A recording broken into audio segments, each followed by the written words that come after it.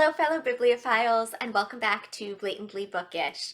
Today I'm going to answer all of your questions for my 4-year Booktube anniversary Q&A.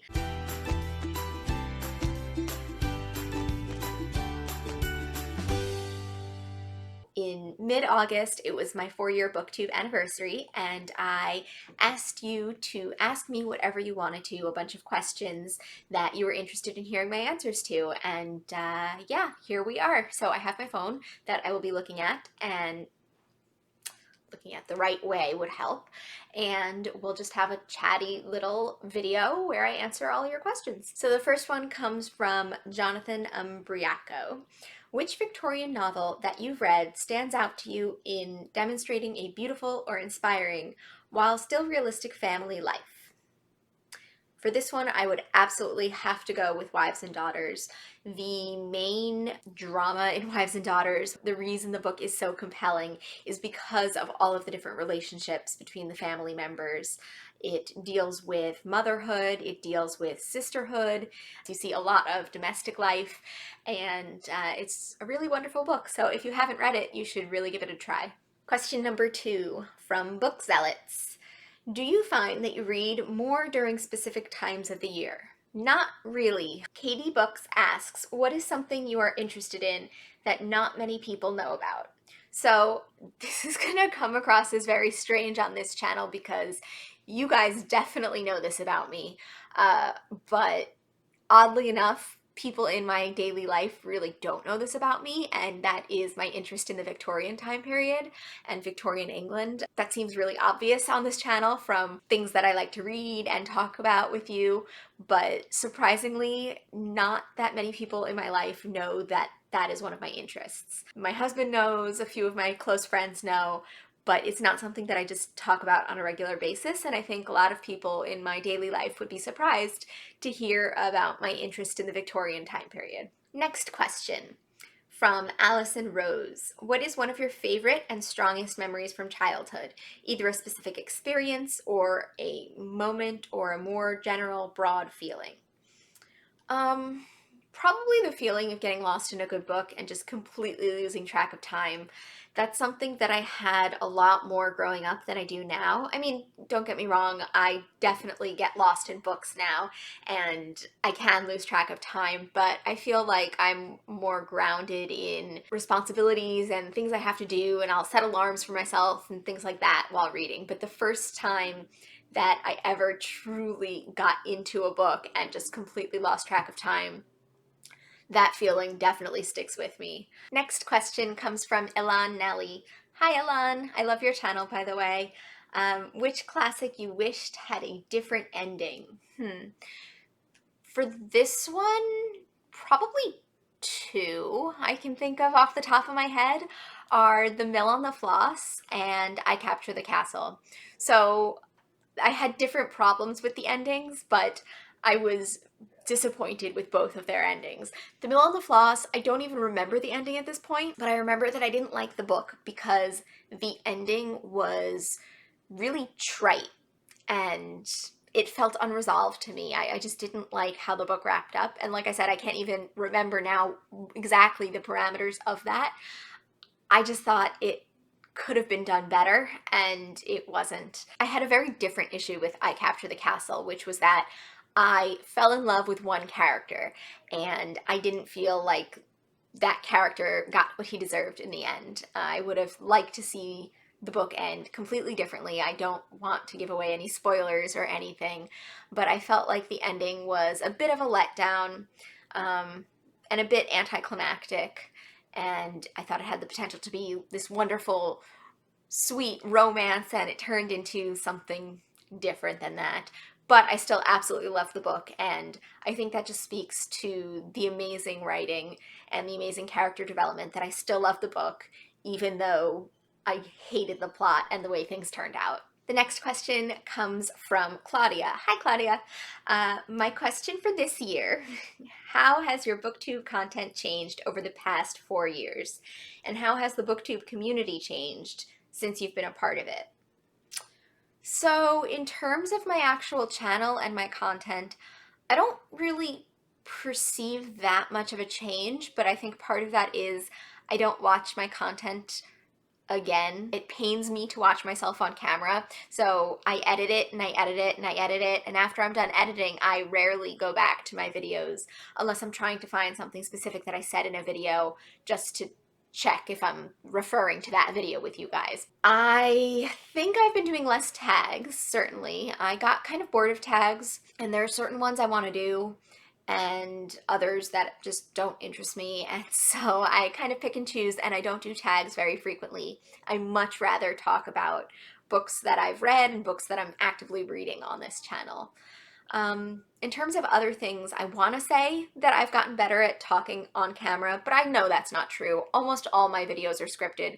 This one happens to not be scripted, but almost all of them are scripted because I just sit in front of the camera and freeze usually. And I guarantee you this video is going to have me refilming parts a whole bunch of times and sounding not quite as eloquent as I usually do.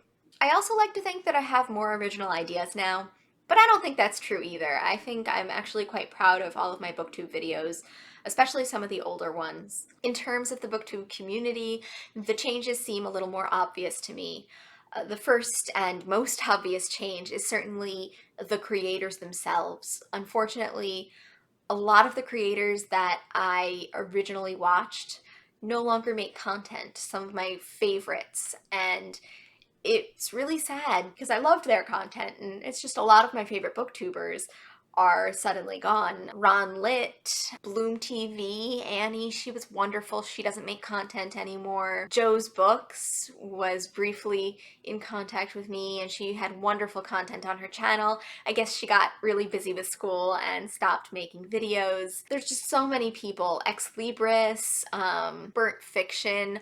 I have an entire list of people who either deleted their content or just stopped making content, and it makes me really sad, but at the same time, it gives me an opportunity to go find new people. Crystal Marsh is another one. Oh my goodness, she was amazing. I do still follow her on other social media platforms, and she does post there, but not as much about books, a lot more about her personal life and things, which I'm still glad that I follow her on those platforms. Another thing that I've noticed is the rise of the vlogs.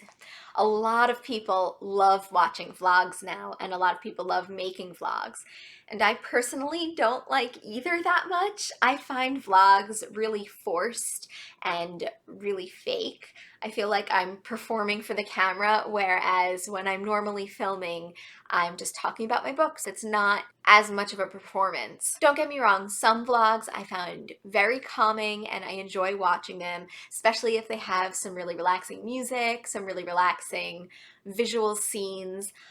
But I personally hate filming vlogs. I've filmed a few and I've liked how they've come out, but I feel really performative making them. I feel like I am forcing a sort of fake portrayal of myself and my life on camera, and what I really rather do is just sit with the book and read it cover to cover. I feel like I have to force those interludes. I have to force that connection with the camera, and I have to set it up and make sure it looks nice, and it just almost distracts from my reading as opposed to enhancing it.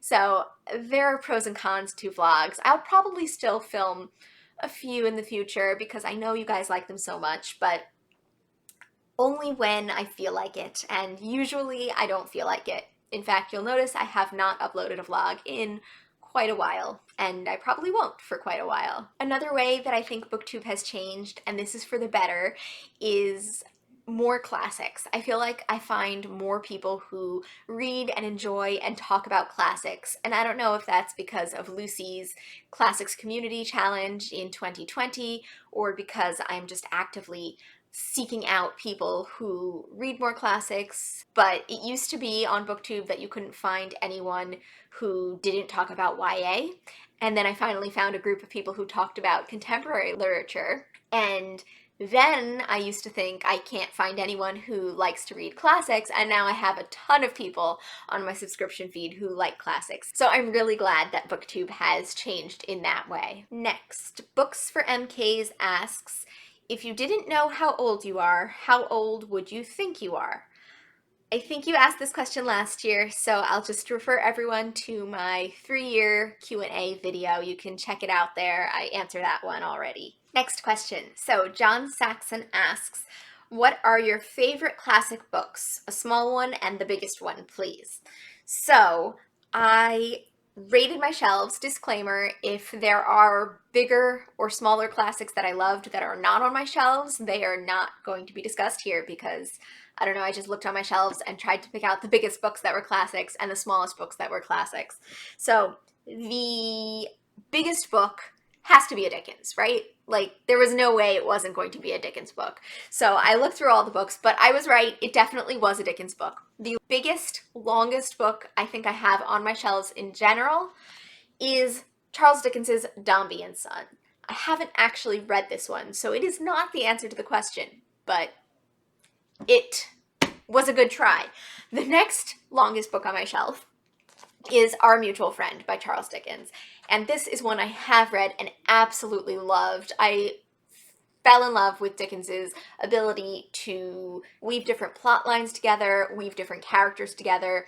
I think this book embodies everything I love about Dickens so far. I haven't read all his works, but I wouldn't be surprised if after reading all of his works, this is still my favorite because it's just a masterpiece and I love it so much. And now talking about it kind of makes me want to reread it because there are just so many great characters. Lizzie Hexam, Bradley Headstone, just all of them. I want to reread it now.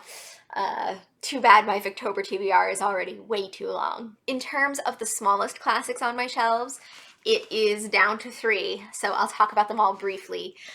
We've got Animal Farm by George Orwell and Notes from Underground by Dostoevsky. Now, these are both relatively thin books. I'm having trouble comparing their lengths because page lengths don't mean anything when the font is like spaced like that as opposed to spaced like that. I mean, it just makes a big difference in the text. I don't actually know which book is technically longer, but Animal Farm is just a wonderful little allegory for communist Russia and the rise of Stalin, and it's just a really interesting book. It's a book that I actually studied in 8th grade, and I'll always remember that year as the year my English teacher taught me more history than my social studies teacher. So that in itself just meant a lot to me, and this book always reminds me how much you can learn from literature and how even novels have something to share. A lot of people think of novels as, you know, fun and entertaining, and they are and they can be, but I do truly believe that we can learn a lot from novels and from the ways characters interact with each other. And in this case, the characters and how they all interact are based on real life in a lot of ways. Yes, they're all animals in this book, but you can really analyze each animal and then analyze history and find astounding parallels and insights into real life people's psyches through these animals described in this very slim book. I love George Orwell. 1984 would have also been a contender for this. I'm not sure how long it is, but it's not on my shelves. I gotta read more George Orwell. There's gotta be more that he's written besides Animal Farm and 1984. I think he's written a bunch of smaller essays and things of that nature, so I'll have to check that out. Notes from Underground is a very slim, very beautiful and poignant character study of a nameless narrator. It's about an anti-hero, really, and it's just so interesting and disturbing and wonderful all at the same time. I'll read you the back a little bit because I realized that explanation was rather terrible. I am a sick man. I am a spiteful man. The irascible voice of a nameless narrator cries out. And so from underground emerge the passionate confessions of a suffering man, the brutal self-examination of a tormented soul, the bristling scorn and iconoclasm of an alienated individual who has become one of the greatest anti-heroes in all literature. Notes from Underground, published in 1864, marks a turning point in Dostoevsky's writing. It announces the moral, political, and social ideas he will treat on a monumental scale in Crime and Punishment, The Idiot, The Brothers Karamazov, and it remains to this day one of the most searing, honest, and universal testaments to human despair ever penned. It's a brilliant and deep psychological portrayal of a man who, as the cover said, is rather tormented. Great book, and I need to reread it because clearly I'm not doing the best job talking about it. And another favorite short classic on my shelf is, of course, this should not be surprising to you, Lady Susan by Jane Austen. It is a novella. It is very short. It's very different than Jane Austen's other works in that it's not quite as polished. It's about also an anti-heroine in some ways. Lady Susan is not a very likable character. She is terrible to her daughter Frederica. She is conniving and manipulative, and she is only interested in making a favorable marriage for herself. She's a very selfish person, and yet there's something to be admired about her for being able to design her own future and gain power and notoriety rather than respect in the society that she lives in. So, very interesting book. I love Lady Susan, as you guys are not surprised. I've talked about Lady Susan on this channel multiple times before, so I will just leave it at that for now. Burner's Bookish Adventures asks, my question is, do you have a classical book that you liked better when you reread it? I actually tend to like most classics better when I reread them. Not that I didn't like them in the first place, but I find that rereading a classic adds a new layer of depth to it, that most classics, the reason that they are classics in fact, and the reason that they've stayed in popular culture and have maintained their place in the canon is usually because the book has a lot to it. It's not as simple as one read and you're done. You can revisit it at various points in your life and find new meaning in it. But for me, the ultimate books I love to reread are Jane Austen. Jane Austen's books I could reread again and again, probably for the rest of my life, and still find something new and different each time I read them.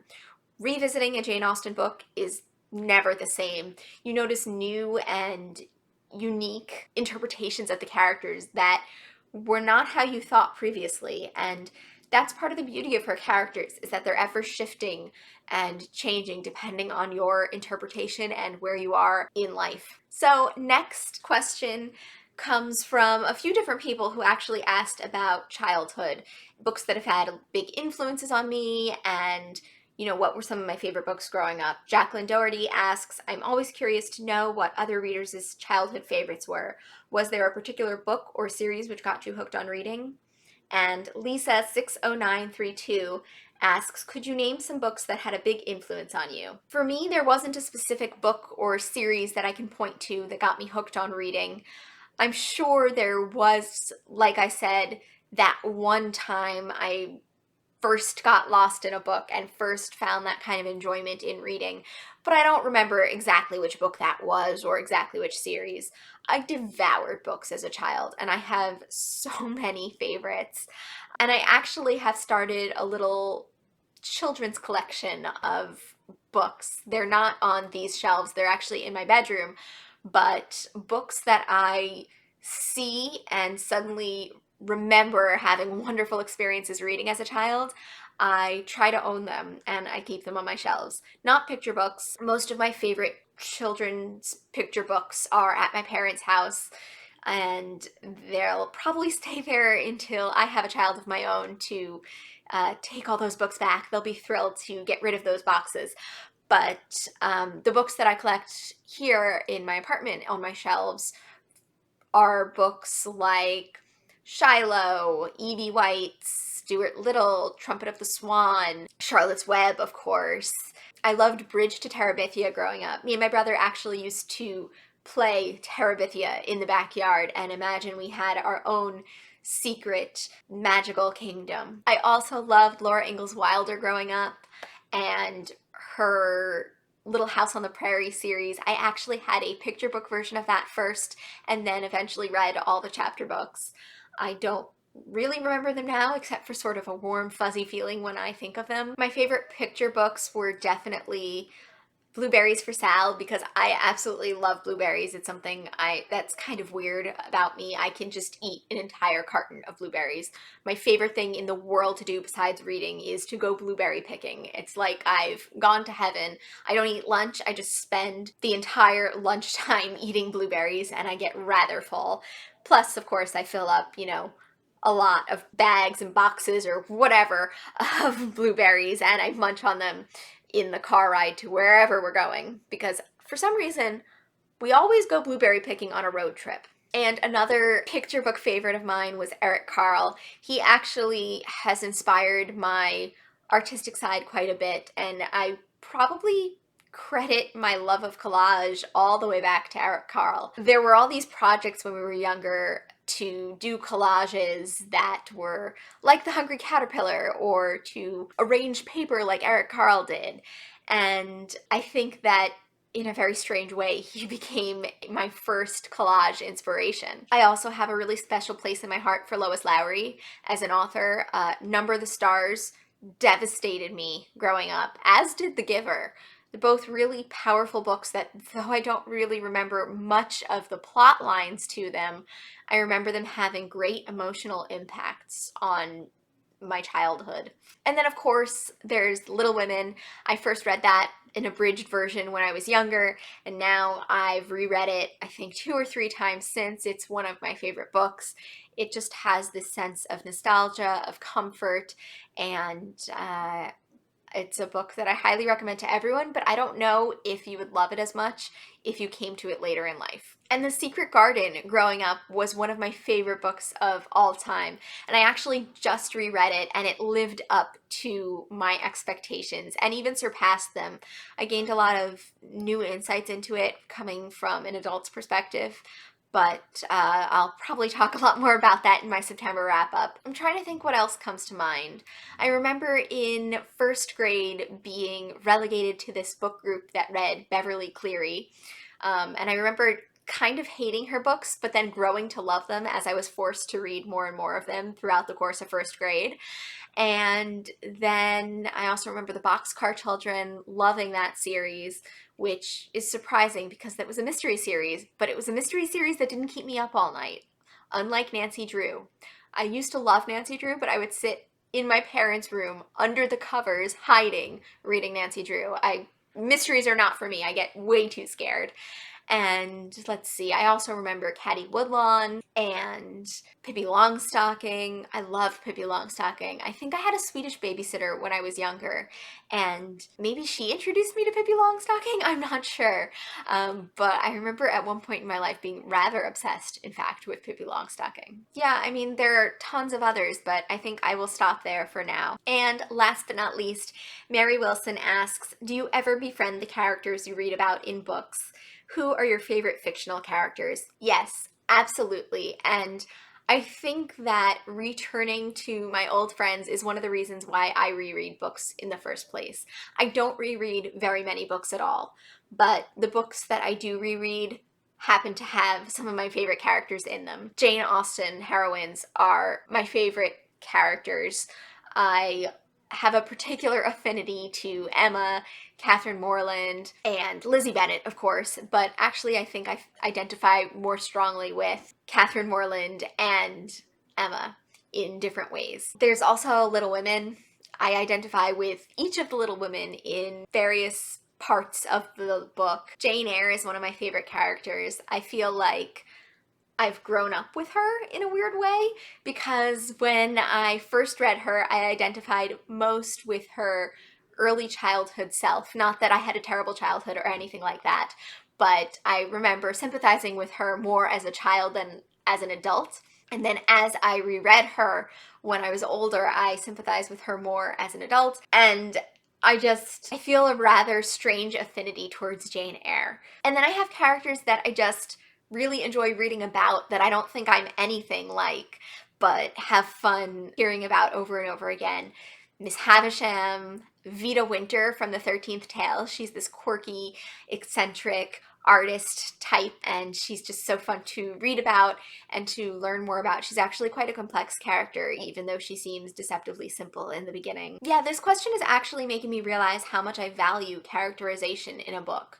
I think that books with really strong plot will have sort of a short burst effect on me. I'll enjoy reading them in the moment, but after a while, I'll forget them rather quickly, in fact, for the most part, unless their characters remain with me. And I think in some ways, the reason I love reading books so much is getting to meet these wonderful people, these wonderful fictional people.